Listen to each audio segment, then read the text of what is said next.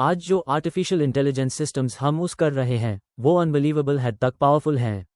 वो सेकंड्स में flawless code लिखते हैं, ऐसी खूबसूरत फोटोज बनाते हैं जो पहले कभी एग्जिस्ट ही नहीं करती थीं, और मेडिकल वर्ल्ड में ऐसी बीमारियों को पहचान लेते हैं जो शायद बड़े डॉक्टर्स से भी मिस हो जाएं। जब आप इससे बात करते हैं तो आपको लगता है कि आपके सामने सच में कोई सोचने वाला और समझने वाला इंटेलिजेंट दिमाग है। मगर मैं आपको एक बहुत परेशान करने वाला सच बताता हूँ। आपके सामने जो ये बड़ा सिस्टम है, असल में इसे अपने कहे हुए एक भी शब्द का मतलब नहीं पता। ये सिर्फ एक स्टैटिस्टिकल पैरेट है। ये एक बहुत बड़ा मैथमेटिकल इंजन है जो सिर्फ ये कैलकुलेट करता है कि आपके वर्ड्स के बाद कौन सा वर्ड आने की सबसे ज़्यादा उम्मीद है। इसके पास असली इंटेलिजेंस नहीं है। तो फिर असली इंटेलिजेंस कब आएगी? वो बड़ा दिन कब होगा जब कंप्यूटर सिर्फ याद नहीं रखेंगे बल्कि दुनिया को आपकी और मेरी तरह समझेंगे और लॉजिक लगाएंगे? आज हम टेक्नोलॉजी की दुनिया के सबसे बड़े राज यानी आर्टिफिशियल जनरल इंटेलिजेंस के बारे में गहराई से बात करेंगे। असल टॉपिक पर आने से पहले चलिए देखते हैं कि हमारे पास आज कौन सी टेक्नोलॉजी है। आज जो टेक्नोलॉजी पूरी दुनिया में छाई हुई है यूज मशीन लर्निंग कहते हैं। इन सिस्टम्स को बहुत बड़े डाटा से ट्रेन किया जाता है। ये इंटरनेट पर मौजूद बिलियंस ऑफ टेक्स्ट, बुक्स और आर्टिकल्स को पढ़ते हैं। इस वजह से ये पोयम लिख सकते हैं, आर्टिकल्स को समराइज कर सकते हैं या मुश्किल मैथ प्रॉब्लम्स सॉल्व कर सकते हैं। फोटो बनाने वाली artificial intelligence millions of cats की फोटोज देखकर ये सीखती है कि बिल्ली कैसी दिखती है। मगर यहाँ एक बहुत बड़ा सवाल है। मशीन लर्निंग सिर्फ पैटर्न्स यानी टेम्पलेट्स को सीखती है।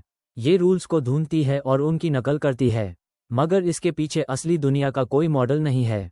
मिसाल के तौर पर, अगर आप किसी लैंग्वेज मॉडल से पूछें कि अगर मैं एप्पल को छोड़ दूं तो क्या होगा, तो वो जवाब देगा कि वो ज़मीन पर गिर जाएगा। मगर वो ऐसा इसलिए नहीं कहता क्योंकि वो ग्रेविटी के रूल्स को समझता है, बल्कि इसलिए कहता है क्योंकि उसने बिलियंस ऑफ टेक्स्ट्स में एप्पल और गिरने वाले शब्द को एक साथ देखा है। वो इस फिजिकल सच्चाई से पूरी तरह अनजान है। इस पॉइंट पर वो नाम सामने आता है जो खेल के सारे रूल्स बदल देगा। आर्टिफिशियल जनरल इंटेलिजेंस यानी आर्टिफिशियल जनरल इंटेलिजेंस ये सिर्फ एक टास्क करने के लिए बनाया गया सॉफ्टवेयर नहीं है। ये एक इंडिपेंडेंट डिजिटल दिमाग है जो किसी भी नए प्रॉब्लम को खुद सीख सकता है, लॉजिक लगा सकता है और सॉल्यूशन निकल सकता है, बिल्कुल एक आम इंसान की तरह। आर्टिफिशियल जनरल इंटेलिजेंस की सबसे बड़ी खूबी इसकी ट्रांसफर लर्निंग की पावर है। हम इंसान जब पियानो बजाना सीखते हैं तो हमारी उंगलियों का कोऑर्डिनेशन बेहतर हो जाता है, जिस वजह से हम गिटार भी जल्दी सीख लेते हैं। हम एक फील्ड की नॉलेज को दूसरी बिल्कुल अलग फील्ड में यूज कर सकते हैं। आज की नैरो आर्टिफिशियल इंटेलिजेंस ऐसा नहीं कर सकती। आप चेस खेलने वाली दुनिया की सबसे एडवांस आर्टिफिशियल इंटेलिजेंस को लूडो नहीं खिला सकते, क्योंकि उसकी दुनिया सिर्फ चेस बोर्ड तक ही है। मगर आर्टिफिशियल जनरल इंटेलिजेंस वो सिस्टम है जो बिना रूल्स बताए भी खेलते खेलते नए गेम सीख लेगा। हम ट्रेडिशनल मशीन लर्निंग और आर्टिफिशियल जनरल इंटेलिजेंस के बीच के इस बड़े फर्क को 4 पॉइंट्स में समझ सकते हैं। पहला है सीखने का तरीका। मशीन लर्निंग डेटा पर डिपेंड करती है। एक कंप्यूटर को बिल्ली दिखाने के लिए आपको उस लाखों फोटोज दिखानी पड़ेंगी, मगर आर्टिफिशियल जनरल इंटेलिजेंस एक छोटे बच्चे की तरह सिर्फ 1 या 2 बार बिल्ली देखकर उस हमेशा के लिए पहचान लेगी। ये कम डाटा से सीख सकती है। दूसरा है समझने की गहराई। मशीन लर्निंग ऊपर ऊपर से काम करती है, जबकि आर्टिफिशियल जनरल इंटेलिजेंस गहराई से समझती है। तीसरा है जनरलाइजेशन की पावर। आज की आर्टिफिशियल इंटेलिजेंस सिर्फ उसी काम में एक्सपर्ट है जिसकी ट्रेनिंग मिली हो, मगर आर्टिफिशियल जनरल इंटेलिजेंस किसी भी नए क्राइसिस में लॉजिक लगाकर रास्ता निकल सकती है। चौथा और सबसे इम्पॉर्टेंट है लॉजिक। मैं इसे जोर देकर कह रहा हूँ।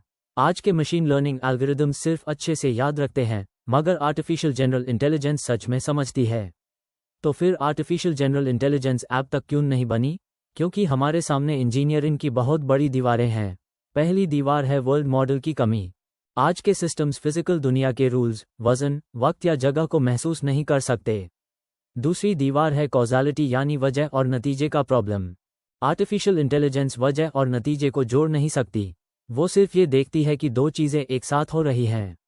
मिसाल के तौर पर, वो देखती है कि बारिश होने पर लोग छाता खोलते हैं, मगर वो ये समझने में कंफ्यूज हो जाती है कि बारिश छाता खुलने की वजह से हो रही है या छाता बारिश की वजह से खुला है।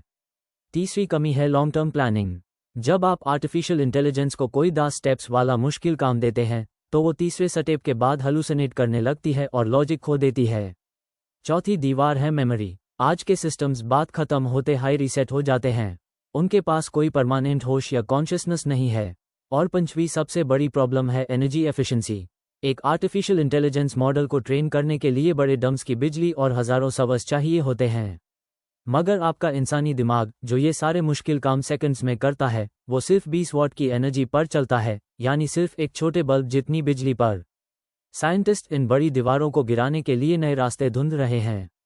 हम जानते हैं कि सिर्फ इंटरनेट के टेक्स्ट पढ़ा कर हम आर्टिफिशियल जनरल इंटेलिजेंस तक नहीं पहुंच सकते।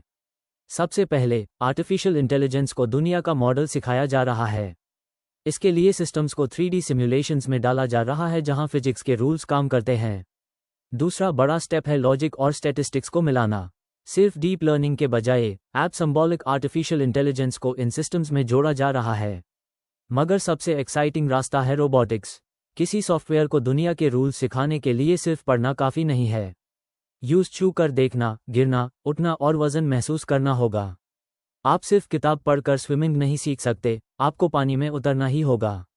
इसलिए बड़ी कंपनीज अब आर्टिफिशियल इंटेलिजेंस के दिमाग को ह्यूमनॉइड रोबोट्स में डाल रही हैं ताकि वो फिजिकल दुनिया को एक्सपीरियंस कर सकें।